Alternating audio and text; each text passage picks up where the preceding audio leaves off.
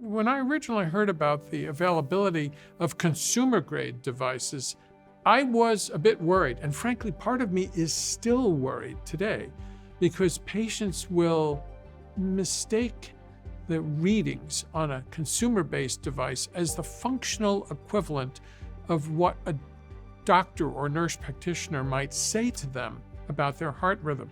Each time I see patients in the office, one or two of them will say to me, well, my smartwatch didn't say I was in atrial fibrillation. I said, well, let's look at the tracing. Oh my goodness, the algorithm missed it. You actually were in atrial fibrillation. Or it might say they were in atrial fibrillation when they were not in atrial fibrillation.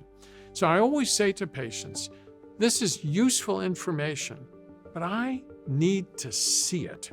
If we're going to make a medical decision about how we're going to care for you, we need to see the primary data, the actual recording. All this takes time to explain to patients, so it's very important that healthcare professionals take that time.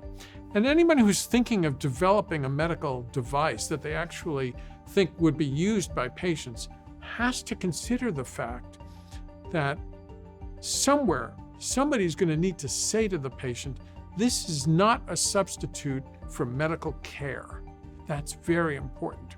We're never going to totally replace the trained individual who is an expert in diagnosing and treating the medical conditions using these medical devices. We can make the care of patients better, easier, more efficient, change the way healthcare providers do their job, but not replace them.